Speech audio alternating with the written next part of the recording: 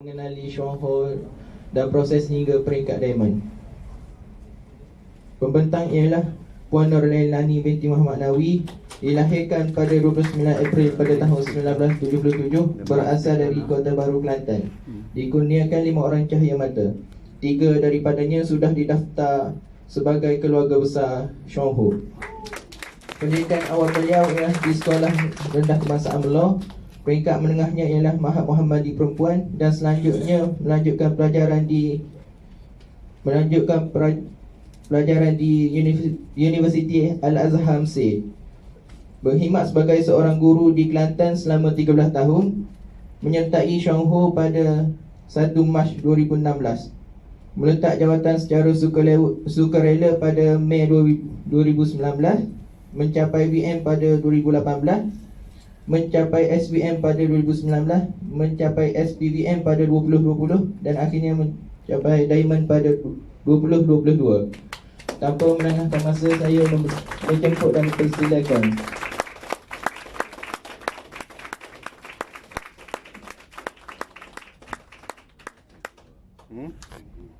Yeah, early retirement. Bismillahirrahmanirrahim. Assalamualaikum warahmatullahi ta'ala wabarakatuh. Dan salam sejahtera kepada non-Muslim. Selamat petang, salam satu Chuang Ho. Satu Malaysia. Ya, terima kasih MC anak kedua saya. Amirul tadi anak pertama. In the family. VM. Dan Izzat MC ni insyaAllah slow-slow merangkak. Dan yang ketiga pun sebenarnya dah ahli dalam Chuang Ho, yang saya datang bulan lepas menceritakan tentang kejadian kemalangan. Itu pun sebenarnya dah ahli dalam Chuang Ho. Dan Alhamdulillah anak-anak semuanya faham dengan Chuang Ho. Sebagaimana VM Amirul kata, sedap tak sedap memang saya paksa. Dan saya memang tak nak ubat. Okey. Kenapa dan apa yang saya lalui menyebabkan saya menolak.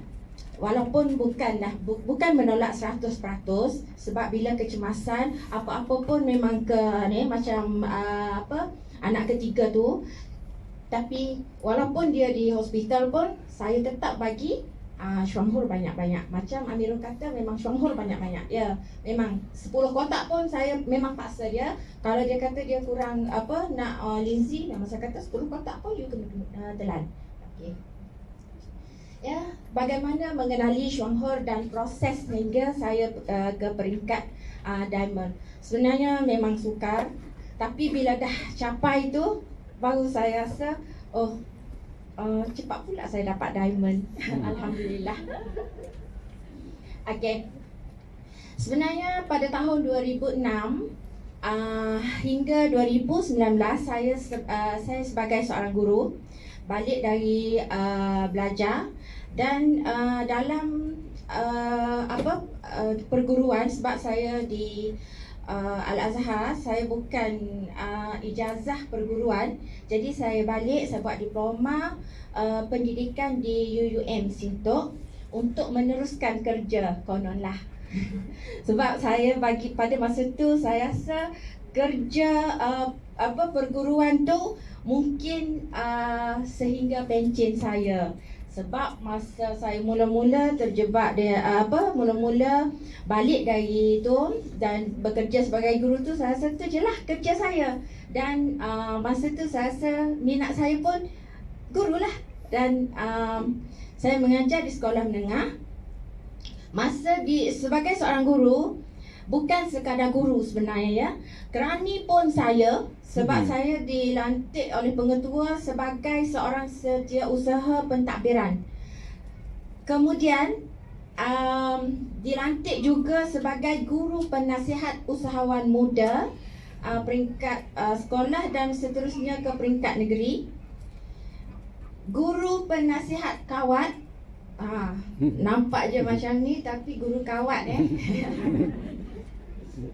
Dan dapat pingat, memang dapat pingat peringkat negeri. Masa tu saya rasa kerja saya, jadi saya pun masa tu saya tak kisah sangat dengan masa, sebab dah biasa kan. Jadi balik malam kena ke kelas tambahan lagi sebab saya mengajar tingkatan 5, tingkatan 6 Jadi balik petang, malam kena pergi lagi. Masa tu anak bongsu saya ni kecil, bawa lagi anak ke sekolah sebab tugas kita, tanggungjawab kita. Jadi masa bersama keluarga memang tak ada. Untuk anak-anak, nak bagi nampak sikit kita bersama anak, bawa yang kecil. Okey. Saya mengenali Shwanghor pada 2016. Di sinilah bermulanya kisah mengapa saya jadi nak tukar dari dulu saya rasa perguruan ni adalah kerja saya sehingga pencen. Mengapa saya tukar kepada sebagai seorang bisnes dan buat pula Shwanghor, yang mana bukan produk Malaysia, yang bukan produk Muslim. Saya balik dengan title Ijazah Sarjana Muda Syariah Islam. Tapi mengapa saya pilih Shwanghor? Pada 2012 inilah sejarah, 2016 inilah sejarahnya. Okey. Dan sebenarnya pernah ada pengalaman perniagaan masa saya belajar di Universiti Al-Azhar. Yang ni sebenarnya rahsia sebab saya ditanggung 100% oleh arwah ayah semasa belajar di sana. Saya kahwin di sana. Amirul dan Izzat, MC kita ni, dilahirkan di sana. Yang accident tu yang nombor 3 lahir di Malaysia tapi dibesarkan di sana untuk untuk habiskan tahun 4, tahun akhir. Jadi sebenarnya masa Amirul dan Izzat, MC kita ni, masih kecil, saya ada berkawan dengan ada senior tu, dia nak balik Malaysia. Jadi dia sebenarnya masa tu bekas macam tokel lah, suka buat perniagaan, buat mi kuning tu. Sebab sana tak ada mi kuning, sebab sana bukan orang kita. Jadi kalau nak makaroni tu lah, yang makaroni yang panjang-panjang tu, itulah ganti mi, ganti laksa. Jadi dia buat mi, dia jual. Kemudian dia nak balik Malaysia. Saya tengok dia mewah. Saya pun arwah ayah bagi memang cukup. Jadi saya pun diam-diam, secara diam buat mi. Saya cuba jual, memang lumayan. Sebab kat sana ramai orang kita, orang Malaysia tak buat mi. Dan memang nak elak dari makaroni tu, sebab makaroni tu banyak sangat angin. Dan di sana pula macam-macam penyakit sebenarnya kita dengan cuaca yang ni, dan kalau kita dalam Shwanghor sekarang ni, kita faham bahawa sebenarnya badan kita tak kuat nak lawan keadaan yang sana, sebab bukan negara kita. Dan mungkin sistem badan kita ni tak biasa dengan keadaan di sana. Jadi kalau makan, silap makan sikit, memang inilah. Saya pun ambil keputusan buat sendiri mi tu, beli, bermodalkan sendiri, cuba. Memang kalau nak buat ziarah seluruh Mesir tu, memang saya buat tabung dengan hasil mi itulah. Jadi tolak anak kecil, dukung lagi anak yang dalam stroller lagi, bawa. Tapi balik tu lumayan. Jadi saya pun suka rupanya berniaga. Tapi saya tak tahu sebab saya tak ada pengalaman. Jadi itulah pengalaman pertama cuba untuk berniaga. Dan kemudian balik selepas habis tahun 4 habis. Sebenarnya saya balik tahun 4 tu, saya balik selepas peperiksaan tu. Saya balik terus tanpa saya ambil sijil. Lepas imtihan, exam peperiksaan, saya balik sebab masa tahun 4 saya bawa Muhammad Nafis besarkan di sana dan saya tinggal Izzat dan Amirul ni kepada mak saya. Depan ni ada mak saya ya. Okey, saya bawa mak sekali hari ni. Bocor rahsia saya berniaga kat. Tak ada rahsia. Okey. Jadi saya tinggal mak Amirul dengan yang masih kecil 2 tahun dan 3 tahun kat mak. Jadi saya pun pergi 9 bulan. Saya bawa balik balik kecil ni kepada mak dan arwah ayah jaga. Saya habiskan ijazah. Kemudian balik, ayah tak tahu pun. Sehingga dia meninggal pun dia tak tahu pun saya buat ni. Tapi saya adalah cerita sikit-sikit dengan mak. Kami bawa anak-anak jalan, nak pergi jelajah Mesir. Saya tak minta pun duit dengan ayah. Cukuplah ayah bagi saya makan anak-anak, belanja, belajar.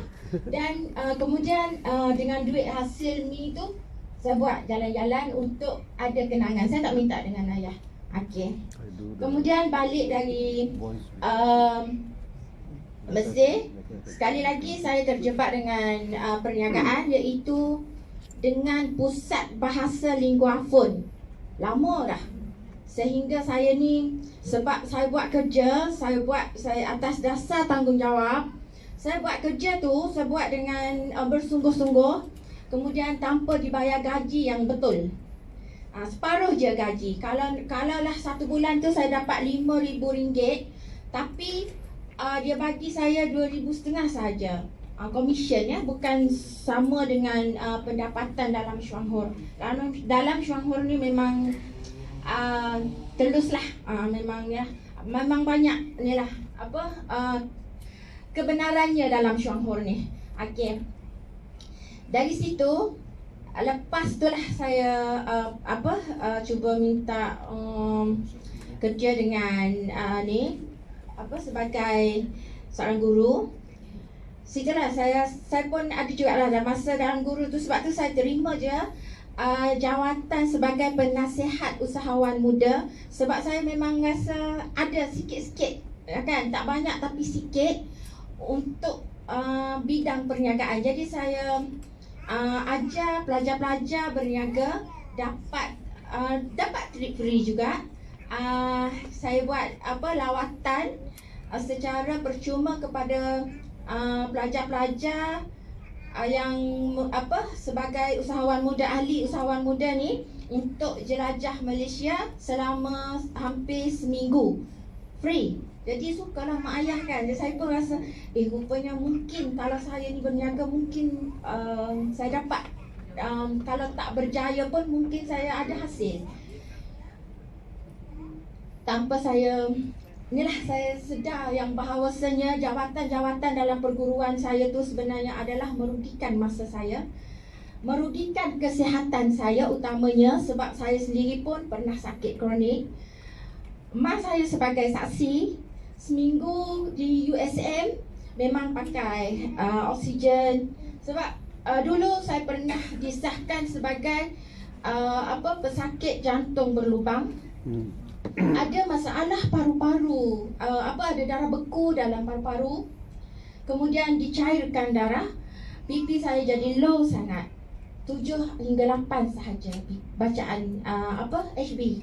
Kemudian BP pun low. Jadi selepas dicairkan darah tu, saya dapat tonsil kronik sehingga saluran pernafasan saya memang hampir tertutup.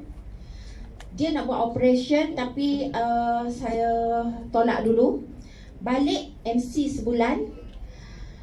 Tak tahu nak cuma ikut je apa yang disarankan oleh pihak hospital, tapi tak operation lah. Kemudian migraine pun kuatlah sebab mungkin berkenaan dengan darah kita ni bacaan yang tak normal, kita letih, masa tak ada, kesihatan memang makin merosot kan.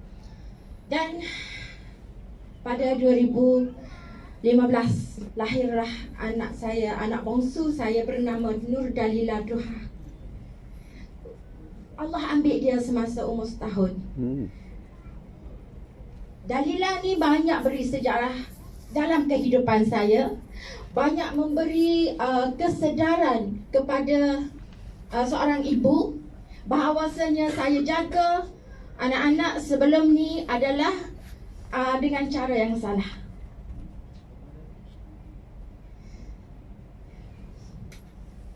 Inilah Dalila. 2 minggu NICU dan 2 bulan lah, lebih kurang 2 bulan di ward biasa tapi dengan pantauan rapi. Tak boleh orang ramai yang dekat. Saya jaga dia, saya seorang diri jaga dia sehari semalam sehingga dia dikeluarkan dari USM. Dikeluarkan pun setelah mengambil syuanghur. Kalau tak mungkin dia tidak dibenarkan keluar sebab ada masalah saraf dan otot yang lemah serta masalah paru-paru yang kronik lah. Okey. Jadi ni Dalila masa dia berumur 5 bulan. Dia 5 bulan dan ni sebenarnya baru sedar, baru terjaga dari ditidurkan selama 2 minggu tu.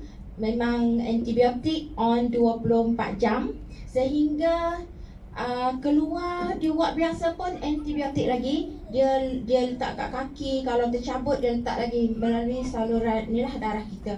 Jadi bila saya tengok memang seksa lah. Tapi sebab masa tu kita serah je, pasrah, orang kata pasrah. Sebab kita tak ada cara lain.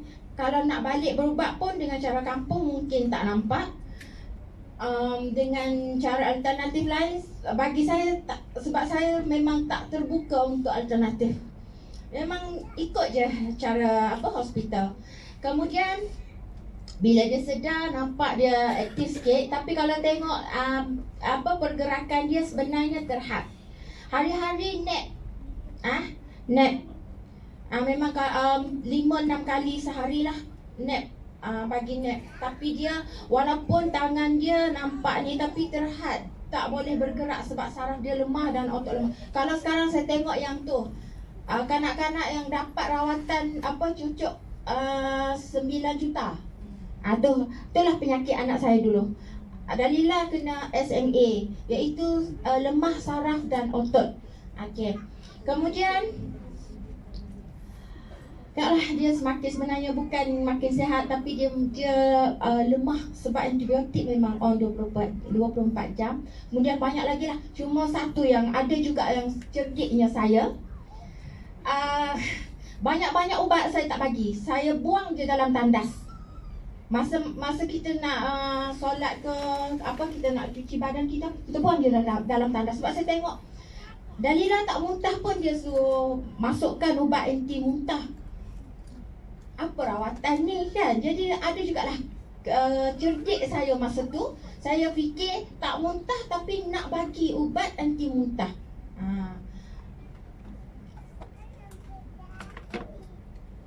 Jadi selepas 2 bulan masuk syuanghur, dia makin cergas dan tengok boleh angkat tangan ke mulut. Tapi sayang, saya kan sebagai seorang guru dan masa jaga dia saya diberi cuti tanpa gaji 3 bulan. Saya nak hidup di hospital, nak makan, nak teruskan kehidupan saya, mesti saya makan. Kemudian suami ulang-alik sebab hospital dengan rumah jarak dia 12 km lebih kurang. Perlukan ni juga kan. Lepas tu anak-anak lagi, abang-abang dia yang atas-atas pada dia nak makan. Mak dan arwah ayah tanya ada tak duit. Saya tak pernah jawab tak ada. Ada. Tapi masa tu 3 bulan saya tak ada gaji. Memang keuangan saya sangat terhad. Saya perlukan banyak kos dan banyak dos linzi untuk cuci balik apa yang saya bagi kepada Dalila sejak lahir, sejak mula-mula lahir. Bulan kedua dan kemudian bulan ketiga. Bulan ketiga lah perubahan ketara tentang kesihatan dia. Terima kasih.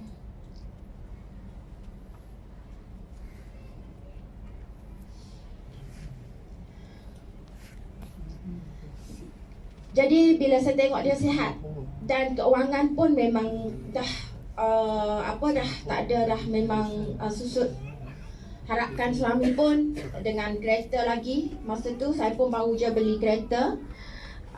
Lepas tu rumah tak adalah, sebab rumah saya diuji dengan dalilan sebab mungkin juga sebab masa tu saya merasa saya tak ada hutang, sebab belajar pun memang tanpa hutang. Kemudian saya pun baru siap buat rumah, buat secara cash. Jadi mana nak ambil duit, sebab buat rumah secara cash ni duit keluar macam air, kan, tukang minta bagi. Rupanya habis duit tu kita diuji dengan anak yang sakit dan memerlukan kos keuangan yang tinggi. Kalau bawa ke hospital memang kosnya free, kita nampak free. Tapi itulah, dia pun memang dia kata untuk Dalilah tak ada harapan. Jadi saya pun masa tu jaga Dalilah tu sepanjang hari, sepanjang malam bersama Dalilah. Bila saya tatap muka dia, Umi tak mampu, dek. Andai takdirnya Allah ambil adik, Umi redha daripada Umi tengok adik sakit.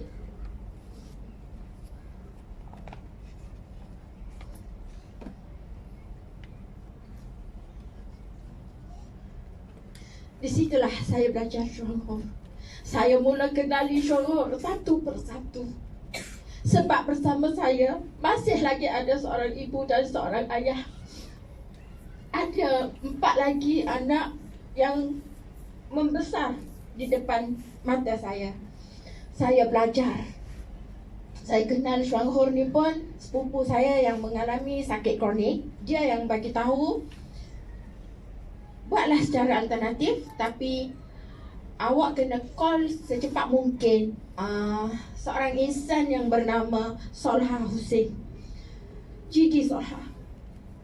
Ya, saya call dia.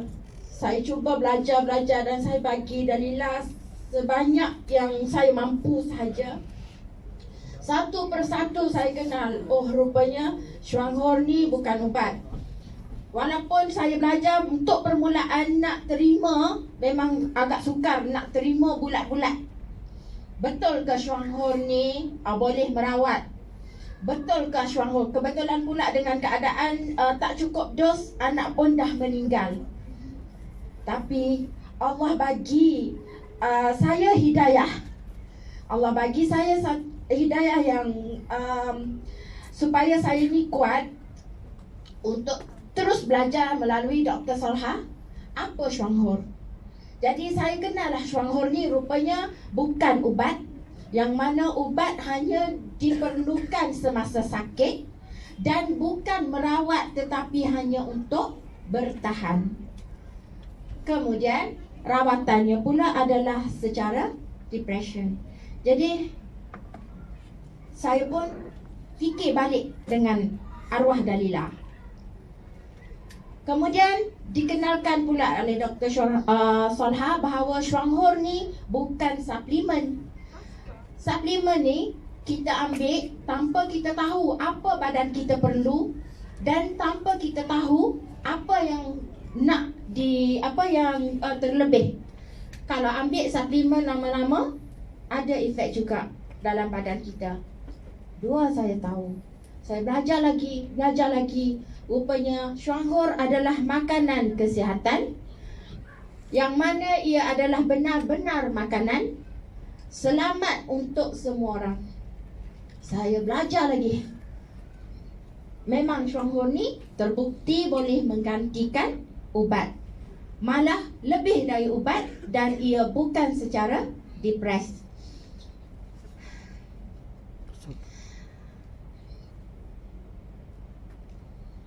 Yang paling utama sekali saya belajar tentang inilah, tentang sains, kajian sains dan klinikal oleh syarikat sendiri. Syuhur ni memang dikaji secara teliti. Jadi bila saya belajar dan sebab bersama saya seorang ayah mengidap 8 penyakit. Semuanya penyakit 88 itu adalah kronik. Siapa yang hadir semasa saya bawa bulan lepas bawa anak saya kan kata saya ni banyak sangat cerita nak bagi tahu. Tapi saya tak boleh bagi tahu dengan secara detail sebab hari itu bukan slot utama saya. Jadi hari ini saya nak cerita habis-habisan apa yang terbuku dalam hati saya, apa yang ada dalam kepala saya nak share supaya sama-sama tahu bahawasanya pengalaman saya mungkin taklah sehebat mana, tak sekuat ujian orang lain, tapi memang kuatlah untuk saya. Memang ujian yang agak memerlukan satu semangat yang kental. Jadi saya belajar, dan ayah saya ni sebenarnya seorang ustaz yang memang dari segi tahap halal haram ni, kalau dia rasa was-was pun memang dia tak makan, dan memang dia nak amal sesuatu memang dia kena tahu. Jadi bila dia tahu saya ambil syuanghur untuk arwah, dan saya nak sambung syuanghur ni untuk dia 8 penyakit kronik, darah tinggi, kencing manis, ambil ubat, lama-lama tekanan jantung laju dan menyebabkan saraf jantung dia tu ada kehitaman. Saraf pada jantung, laluan darah tu dah kehitaman, maknanya dah mulai hangus. Kemudian tambah ubat, jadilah GERD kan, GERD. Kemudian asma yang kronik, sebagaimana mungkin lebih lagi dari anak saya, memang teruk. Ada masalah kolesterol tinggi, prostat tahap 4, dah peringkat nak dioperasi.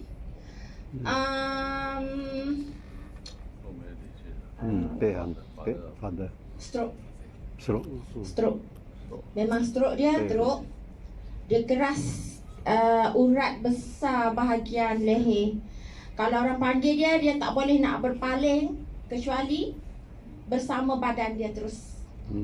Jadi bila ambil syuanghur, dia nak ambil dos yang agak-agak je, sebab dia rasa tak yakin dengan halal. Doktor Solha pergi bagi tahu dia. Dia kata dia tengok muka Dr. Solha ada keikhlasan untuk membantu. Jadi tak apalah, dia nak tukar dari ambil NutriHealth kepada YK2 dan lain-lain lah, banyaklah saya bagi. Saya pun dah mula kenal syuanghur. Dalam masa tu saya pun masih kerja sebagai guru dan ada gaji. Jadi sebab saya tak potong gaji ke mana-mana, saya bolehlah beli dulu untuk ayah. Dan bila ayah nak bayar, saya tak nak. Dan saya jadikan arwah sebagai ahli syuanghur dan bagi juga downline. Saya buka rangkaian kepada dia. Kemudian dari duit bonus tu lah saya beli balik produk ni kepada dia. Selama 2 tahun saya bantu ayah dengan produk syuanghur ni. Selama 2 tahun tu dia healing crisis dia memang teruk. Utama sekali ialah stroke. Dari dia tak boleh berpaling, dari dia mungkin boleh jalan sikit-sikit, tapi healing crisis dia masa tu ialah dia terpaksa bergantung kepada orang lain, tapi dia tak guna tongkat.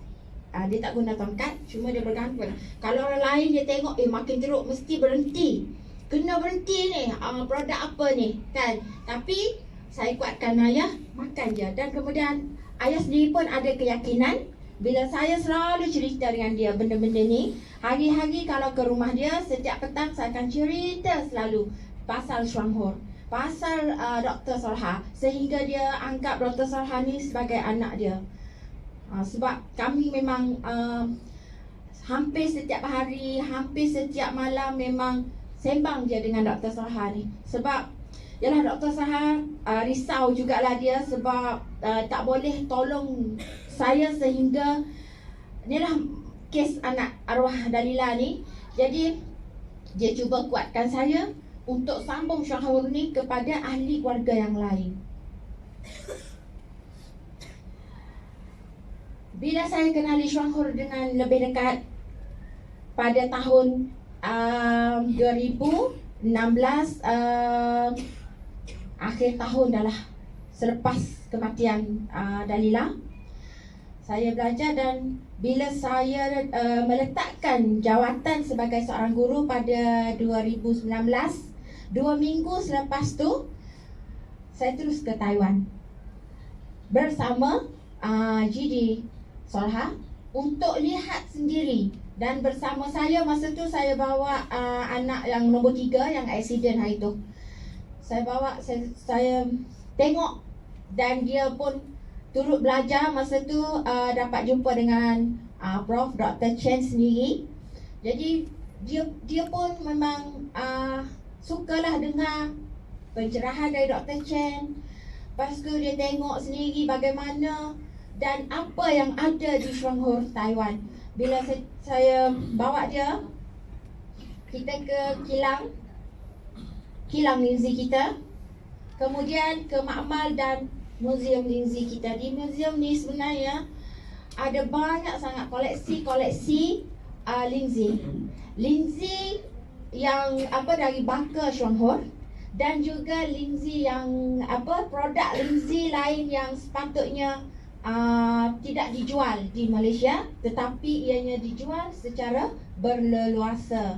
Bukan Malaysia saja, negara lain pun ada. Sebab Linzi ni sebenarnya dia umum, cuma baka yang selamat tu, saya sendiri pun selepas ke Taiwan tu lah barulah saya yakin dan saya tahu bahawasanya bukan semua Linzi selamat.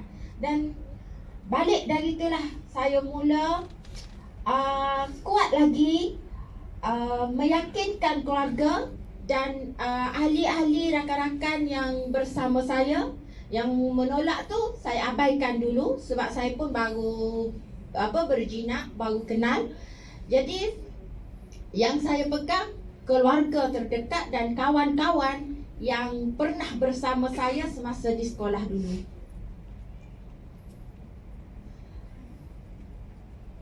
Bila di ladang tanaman dan pembiakan Linzi ni, saya sangat seronok. Rasa macam tak nak balik. Sebab kita tengok semua Linzi-Linzi ni kita rasa macam milik kita. Macam nak ambil je bawa balik. Mungkin jadi free kot untuk kita. So, masa tu arwah ayah saya masih sakit. Dan masa tu juga sebenarnya saya ke Taiwan. Anak ni, MC, anak nombor 2 ni baru je sihat dari denggi.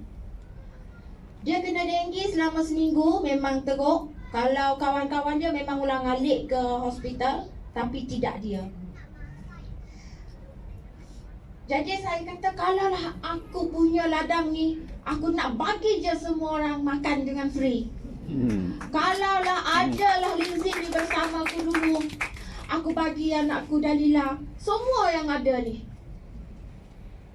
Masa tu bayangkan, sebab kita harap kan, sebab Dalila ni dilahirkan secara normal dan memang sehat seperti adik-beradik dia yang lain. Jadi kita harapkan ialah dia membesar seperti anak-anak kita yang lain, tapi lain jadinya. Tak apa, takdir Allah, kita redha aja. Dan jadikan sebenarnya ujian tu sebagai peluang. Sehingga hari ini saya di sini, mungkinlah juga bila kita tengok dari segi positifnya, mungkinlah Dalila lah pembuka tirai kehidupan yang banyak memberi perubahan kepada hidup saya dan keluarga. Antara keyakinan yang dapat saya pegang, antara yang apa saya sendiri bagi tahu keluarga dan downline saya, dan sekarang ni memang makin ramai, ada yang saya pun tak kenal. Jadi bila kita bagi tahu je secara melalui grup WhatsApp, kita tunjuk je inilah kelulusan yang ada pada Chuang Hor. Saya yakin kat sini memang kita orang lama, dan mungkin ada orang baru pun upline masing-masing dah bagi tahu kelulusan dan juga pensijilan dari Chuang Hor, kan? Jadi sinilah kita nak yakinkan bahawa Chuang Hor ni betul-betul selamat. Sebagaimana anak sulung saya kata tadi, Chuang Hor ni boleh makan banyak-banyak bila kita dah sakit. Sebelum sakit, kita ambil sebagai dos amalan untuk pencegahan. Bila sakit, lagi mudah untuk baik pulih. Jadi, bila kita tengok Chuang Hor ni rupanya dapat kawal imuniti, dapat bersihkan darah hingga di hati, sampaikan boleh protein dalam hati pun dia boleh jaga, boleh bersihkan darah semua. Jadi saya terkenangkan jugalah dengan arwah Dalilah. Saya tak mampu nak bersihkan dia betul-betul, dan ajal dia sebenarnya dah sampai tu, masa tu, waktu tu dengan keadaan saya belum bersedia dan tanpa ilmu yang banyak untuk kesihatan. Jadi bila saya belajar dan bila saya dapat tahu tentang semua ni, sehingga hari ini, inilah yang selalu saya sebut kepada keluarga saya, anak-anak, sehingga kan Amirul dengan dia pun dia kata, "Habis kita nak makan apa?" Sebab saya selalu marah dia makan burger. Sekali-sekala Umi, ya sekali-sekala, tapi minggu depan beli lagi. Lepas tu satu lagi, bila berjauhan dengan kita, kan, sebab itulah saya kata saya bagi anak-anak saya ambil Lindsay dos yang tinggi walaupun untuk dos amalan. Izzat sendiri, Umi YK2 dah habis. Seminggu sekali dia balik dari Uniza. Umi YK2 kopi Blackberry. YK2 go apa? Ambil je lah dirak tu. Amirul, Umi YKB YK2. Semua dia punya. Polen, ambil je lah long. Yang si adik ni pun macam tu lah. Jadi saya tak ada hak. Begitu juga dengan ibu saya. Ni, habis dah YK2. Hak kuning tu apa dah? Habis dah. Mak makan banyak tak apa dah. Ni, dah bagi tahu semua ni. Makan je mak. Sial pula aku tengok ni. Anak-anak lagi, aku lagi. Tak apalah, masuk je lah buku dulu. Tak apa. Masuk buku pun masuk buku lah. Tapi masuk buku sampai hari ni pun buku situ lah. Buku 35. Dulu arwah ayah pun macam tu lah. YK2. Semua minuman Chuang Hor, saya tak pernah kurangkan dos dia walaupun ditutup faiz selama 3 tahun lah, 3 tahun lebih dia sihat, dan meninggal adalah kerana ajal dia, usia dia yang tua. Ajal kita tak boleh nak elak, kan, mati tetap mati sebab ajal, tapi bukan kerana sakit. Sakit adalah sakit tua.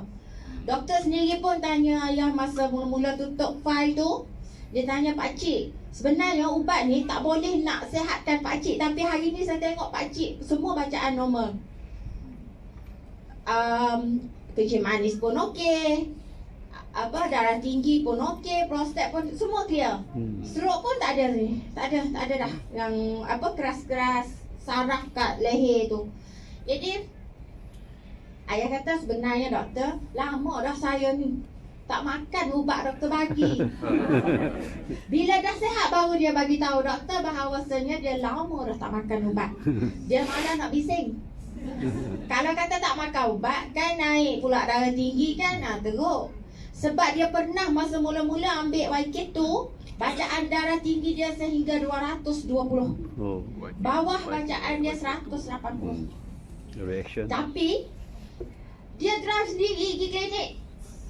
Doktor tanya dia, "Pakcik, betul kan ni?" Tu mesin mesin doktor tu yang salah. Mungkin mesin doktor tu yang kena baiki kot.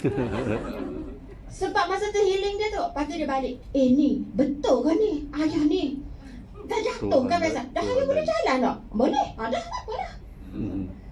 Maknanya dia bagi tenaga walaupun bacaan tu sekadar bacaan sebenarnya, ya kan? Sekadar bacaan pada mesin sahaja. Jadi bila semangat kita tinggi, bila kita yakin bahawa kita ni pada keadaan yang betul, dalam circle yang betul, keyakinan tu sebenarnya boleh memberi semangat kepada kita untuk sihat. Kalau kita takut, mungkin kita akan ambil balik ubat. Doktor kata kena makan ubat sebab bacaan tinggi. Kencing manis sehingga 17, 18, apa ni pakcik? Ya ke? Saya makan dah ubat. Balik dia apa?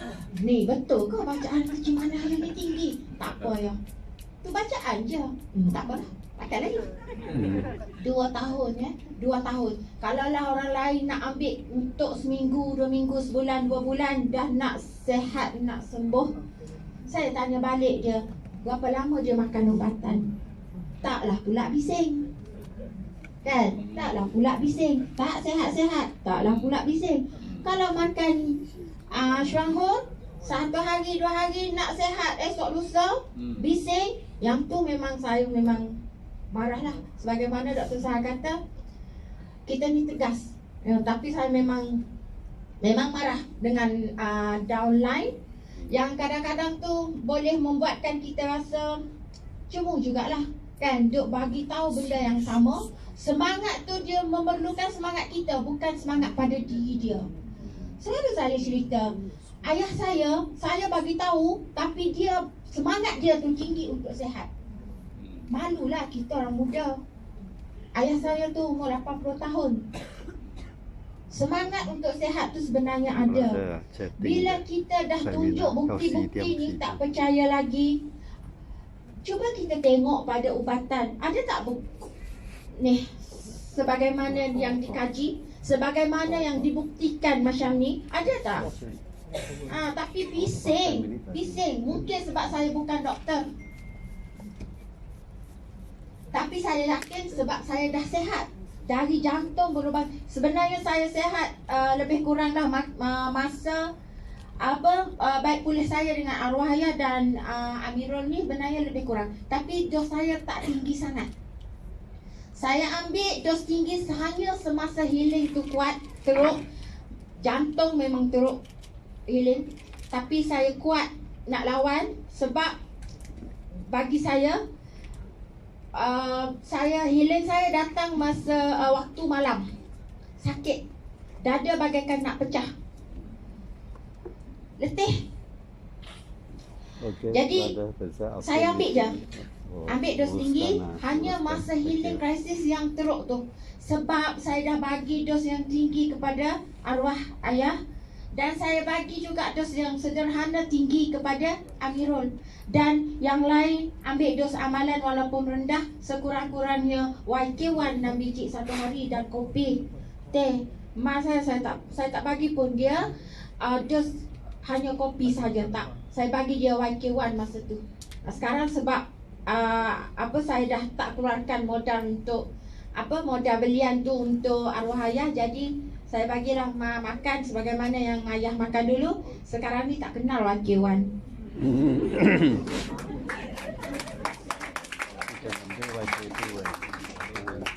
Ni mak makan apa dah? YK tu. Hak satu lagi dalam botol tu apa dah? Tu YK1. Habis dah tukar. Sebab lama sangat dah tak makan YK1. Kalau orang lain makan YK1 tu satu nikmat tau. Tapi mak tak kenal YK1. Alhamdulillah lah anak dia dapat diamond, dapat kenal Shuanghor, dan Allah bagi hidayah melalui Dalila tadi secara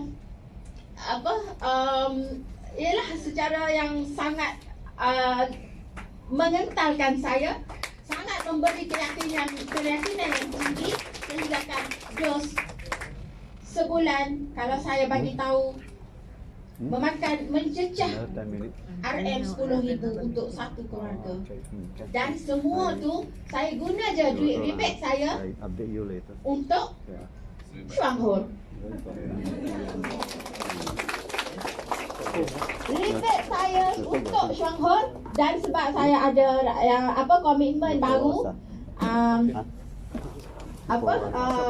kereta diamond tu sebenarnya tu bukan dari Shuanghor, tapi saya sendiri, sebab saya rasa bila saya diamond, saya nak mengecapi yang selama ni yang saya telan, yang saya bagi kepada keluarga saya, sepatutnya saya dah boleh balik beli tu, tapi sebab dah rasa sihat dan mungkin kerana kita yakin dah memang kita rasa Shuanghor ni boleh bagi segalanya dah.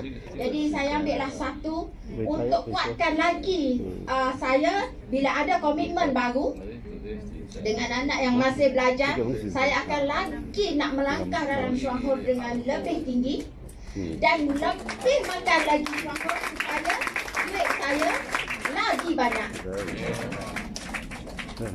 Banyak untuk Shuanghor juga, bukan banyak untuk simpan. Satu lagi, saya selalu ni bahaskan tentang CJ halal. Yang sini pun saya selalu bising. Sebab halal ke? Halal ke? Makcik, pakcik, abang, kakak, sebelum ni you makan ubat, you tanya halal tak ni doktor? Kan? Tak tanya. Bagi satu Tupperware pun satu Tupperware tu lah dia telan. Bagi sebiji Rizzy, halal tak? Sedikit je Rizzy. Ubat satu Tupperware saya tengok kalau dulu memang saya, keluarga saya pun memang macam tu. Tapi bila dah sekarang ni kita tengok ubat satu biji paracetamol pun saya rasa takut. Sebab memang pandang pun memang tak. Jadi nak pandang macam mana, kat rumah memang tak ada satu biji pun paracetamol. Anak saya yang bungsu ni, yang dari kecil lah, sebab adik dia yang meninggal tu dia masa tu umur 2 tahun kenal Shuanghor. Dari umur dia 2 tahun sehingga sekarang, kakak makan tak ubat? Dia healing kepala. Makan tak ubat? Kakak kenal tak paracetamol? Panado kenal tak Panado? Makan tak? Mana nak kenal, sebab di rumah tak ada tu. Contoh-contoh semua tu tak ada. Apa yang dia ambil?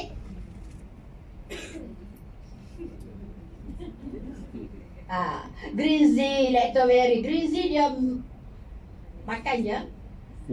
Dia telan je. Sama juga dengan seasoning. Kalau seasoning tak ada, bising. Sekarang ni seasoning tak ada, memang dia bising. Sebab dia buat macam gula-gula, sama dengan lacto. Seasoning sama dengan lacto. Jadi daripada dia makan gula-gula banyak, saya lebih suka dia, saya tengok dia makan. Tak apalah, seasoning tu RM39 kakak. Tapi tak apalah. Masa dia demam, saya banyakkan Linzy YKB dengan lactoberry. Walaupun pahit, tak apa. Pahit-pahit ni lah yang boleh menyebabkan kakak sihat dari demam. Kalau lama demam sikit pun kita tak risau. Dia pernah demam 2 minggu walaupun dalam Linzy, tapi saya tahu mungkin untuk buang segala kotoran dalam badan dia yang selama ni mungkin sebab dia demam sekejap-sekejap, jadi ada lagi sikit-sikit yang berbaki. Dan sekarang ni pun zaman sekarang ni pun banyak sangat yang ni kan, yang dengan radiasinya tinggi. Jadi saya yakin mesti tingkatkan lagi untuk dia. Tapi dia ikut je, sebagaimana Amirul kata, ikut je lah, sedap ke, tak sedap ke, rasa apa ke, makan je lah. Kalau tak Umi marah, ya. Dan anak-anak saya pernah dengar saya marah kepada downline saya. Yalah, nak marah downline bukanlah mudah kan. Sebab satu lagi kat WhatsApp, senyum je, selalu emoji senyum. Padahal kat luar dulu Duk tanya halal, duk tanya boleh makan banyak. Padahal kita dah bagi tahu. Dengan contoh anak-anak kita sekali kita bagi tahu. Tunjuk ni, kalau yang ke rumah tunjuk ni. Duk tanya lagi. Bukalah, tak nak beli pun tak apa, saya bagi pinjam. Tanya lagi. Tak kita nak tapi sebab WhatsApp dia tak nampak. Dah senyum.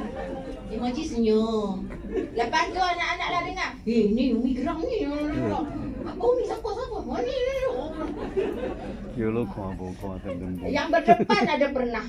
Pengalaman saya ada kakak seperguruan lah. Sama kerja, dia gerd tinggi.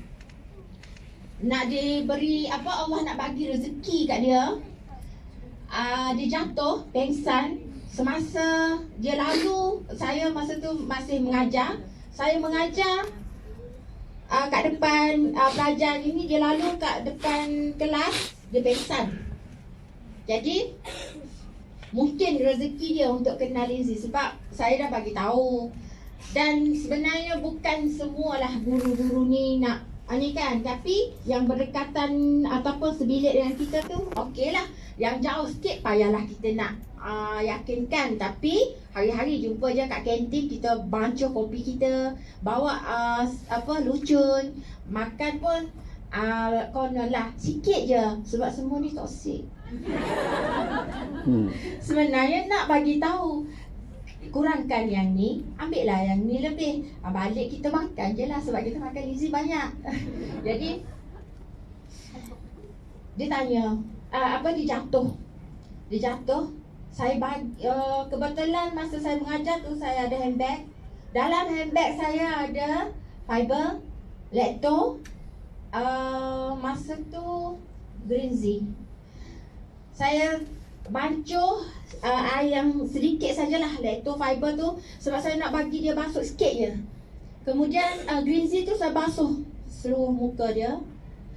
Dan saya minta pelajar usung masuk ke bilik guru.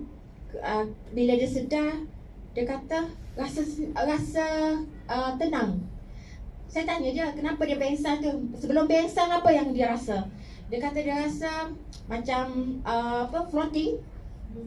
Ada yang dia kata tak.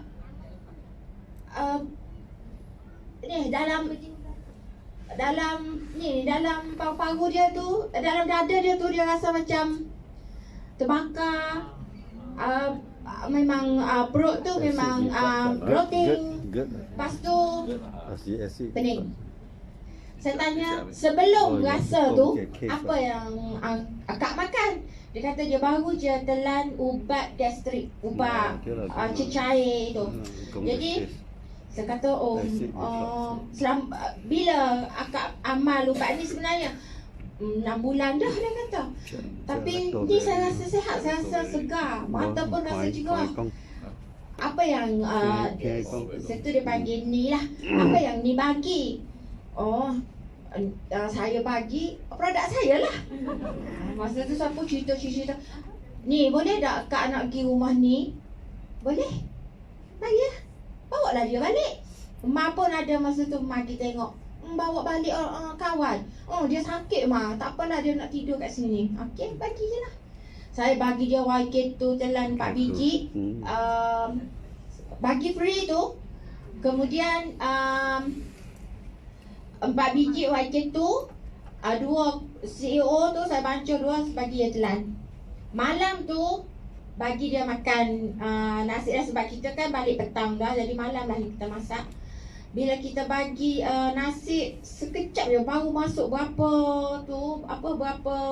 suap, bukan muntah, terkentut. Besar bunyinya, maaf ya. Masa tu anak saya ni, Mumi, ni minta maaf, akak dah kentut. Tak apa kak. Lepas tu sendawa dia besar bunyi, lebih dari kentut lah. Kalau kentut keluar ikut bawah tu pun kuat, yang ni lagi besar sebab dia lepas. Dia pun naik Dia kata, makan kat atas lah, malu. Sebab bunyi, lepas tu tak nak berhenti. Mungkin YK tu, mungkin ni lah. Lepas tu saya pun, lepas dia makan nasi sekejap, saya pun bagilah dia fiber dengan soya dan Vita King. Semua tu saya bagi free. Saya shake, makan. Lepas tu nak tidur, saya bagi lagi YK tu 4 biji bersama CEO. Tidur je dia. Dia kata dah beberapa bulan dia tak tidur, tapi datang sini dia tidur. Dapat tidur dengan Lena. Puas hati. Esok pergilah sekolah sama-sama. Dia ni lama dah tak drive. Dia lebih kurang macam apa? Kemurungan.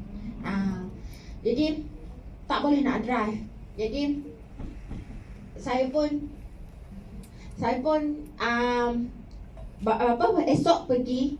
Dia kata ni sedapnya kalah malam ni boleh. Alamak, lazy aku. YK tu dah 8 biji. Sepatutnya aku yang telan. Sepatutnya aku bagi ayah aku. Alamak, kalau dia pergi malam ni ada lagi, tak apalah kalau dia nak pergi. Tapi anak dia kata, ibu, takkanlah nak pergi rumah Ustazah lagi. Sebab Ustazah ada suami, ada anak. Umi tak malu?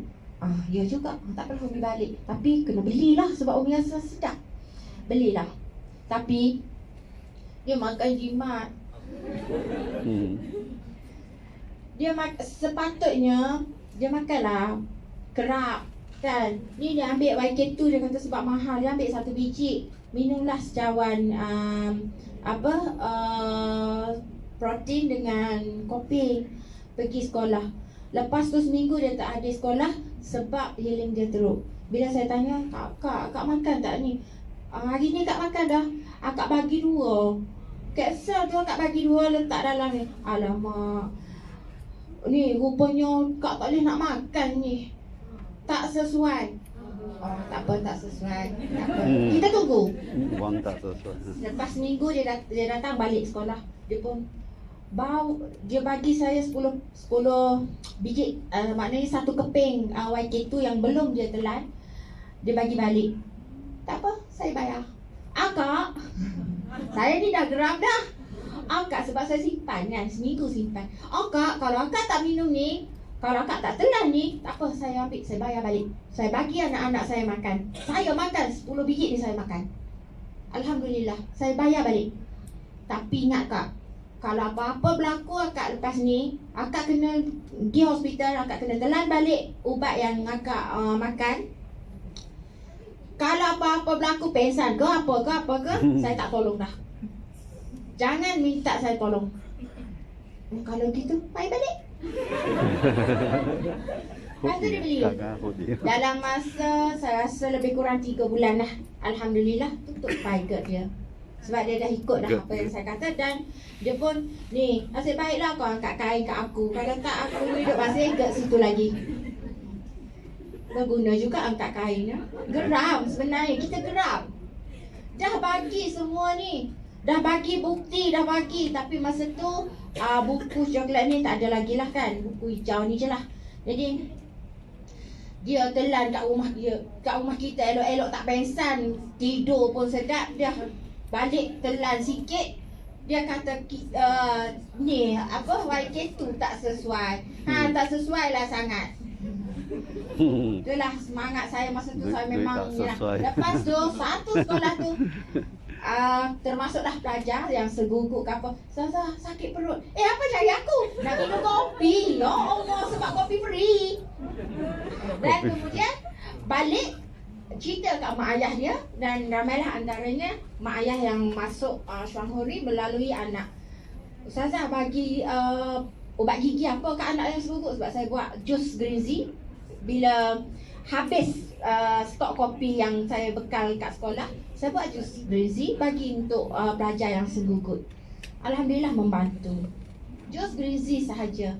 Kalau yang ada kopi, ada teh tu saya bagi je lah. Kalau ada linzi, kebetulan ada linzi lebih bersama saya bagi. Jus green tea, ambil je green tea, shake, buat sikit je lah, bukan banyak pun. Alhamdulillah membantu. Memang dia balik cerita lah kat mak ayah dia. Lepas tu ramailah pula yang sakit, yang demam tak pergilah cari cikgu cikgu kesihatan. Dia datang-datang mari kat ICU sini lah. Ustazah, saya sakit perut. Ustazah, saya demam. Apa cari saya? Carilah cikgu kesihatan. Cikgu lain dia tak bagi apa-apa. Ustazah dia bagi kopi sedap, kopi tu. Suruh mak awak beli.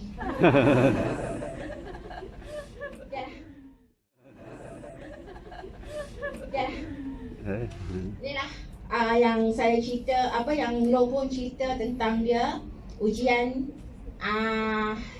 ujian asma dan resdung kronik. Dan selepas saya rawat dia, rawat ayah, MC kita tadi denggi. Kemudian yang terbarulah, sebenarnya ujian yang anak ketiga tu yang accident bulan April lepas tu, sebenarnya selepas baru saja saya dapat title diamond. Bulan 12 saya title diamond dan diuji pada bulan 4, 1 April tu anak nombor 3 accident teruk. Mungkin dia nak bagi saya double diamond pula kot. Sebab bagi saya lah, ujian-ujian yang selalu datang ni, bila kita betul-betul perhatikan dari segi positifnya, Allah ada bagi kita sesuatu. Cuma satu je harapan kita, doa kita dengan Allah tak putus. Kita kena kuat. Dan sekarang pun sebenarnya bagi saya lah, saya kuat sebab anak-anak dan saya masih ada ibu.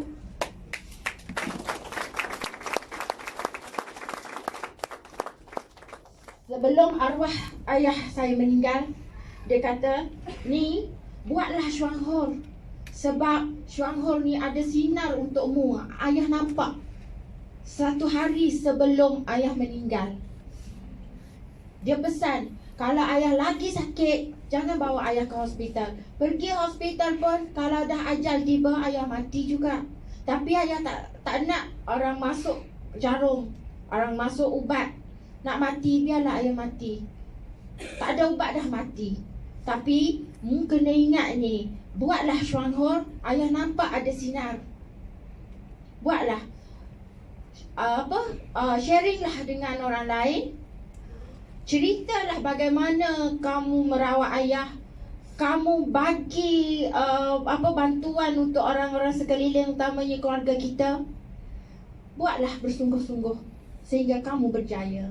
Alhamdulillah lah, Disember lepas saya dapat diamond dan juga medal diamond untuk 3 darab 7 sekaligus. Mungkin itu juga adalah berkat dari doa seorang ayah. Dan sebab dia boleh mengecapi sihat dari 8 kronik dan meninggal kerana ajal 2. Alhamdulillah. Sebab itulah bila Allah uji, bagi saya memanglah kita sedih. Memang kita nak lalui tu, kita rasa tak dapat nak lalui. Tapi bila lepas kita lalui, contoh sebagaimana saya lalui yang terbaru, Muhammad Nafis Mukrim ni, dah sehingga hari ni, dapat juga saya lalui. Alhamdulillah, Allah bagi saya semangat yang kuat. Memang kalau saya tak kuat, keluarga saya tak ke mana. Memang apa-apa anak-anak sendiri pun Umi. Nak makan apa-apa pun, Umi, ni boleh, yang ni boleh. Umi, yang ni ambil banyak tak apa ke? Umi, duit sikit. Umi, yuran. Umi, ni rumah sewa. Tak apa. Jadi, kalau saya tak kuat, kalau saya tak ada semangat, macam mana dengan anak-anak? Dan ibu saya yang telah tiada suami, siapa tempat dia bergantung? Semestinya saya. Saya tak ada siapa-siapa. Mak saya ada saya je.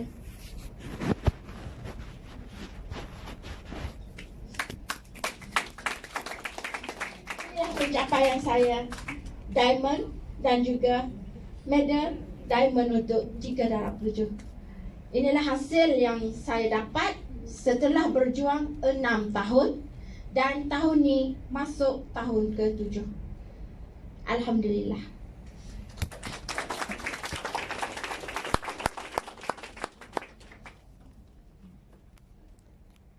Jadi semoga apa yang saya kongsikan hari ini tiada bukan rasa nak menunjuk action ataupun nak berbangga diri, tapi sekadar nak sharing hala tuju saya dari tak tahu apa-apa kepada sekarang ni siapa-siapa pun saya nak lawan. Bukan kata ilmu tinggi atau apa, tapi sebab kita dah tahu dengan pengetahuan yang sebenar-benarnya.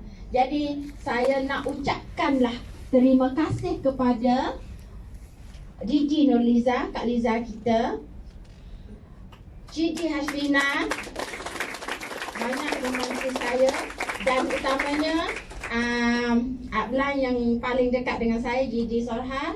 Tak ada, tak apa, suami dia sama-sama membantu saya, memberi saya semangat, memberi kata-kata yang sentiasa kata-kata yang positif. Dan mereka tiga ni sebenarnya sentiasa ada untuk saya dari awal hingga hari ini. Terima kasih.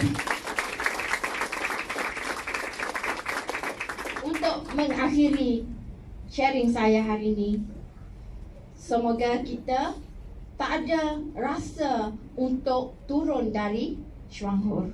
Teruskan walaupun kita lambat.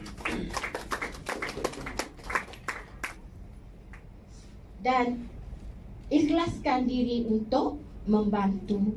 Tak bantu banyak, bantulah sikit. InsyaAllah ada ganjaran dari Allah. Sekian. Wassalamualaikum warahmatullahi wabarakatuh. Terima kasih.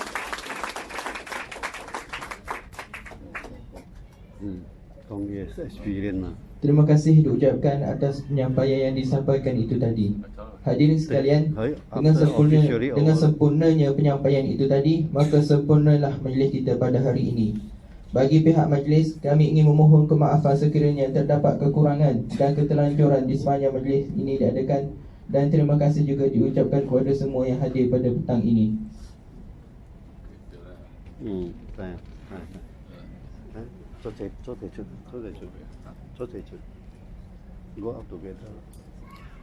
InsyaAllah kita akan tutup, kita akan tangguh majlis kita pada petang ini dengan suratul As dan tasbih.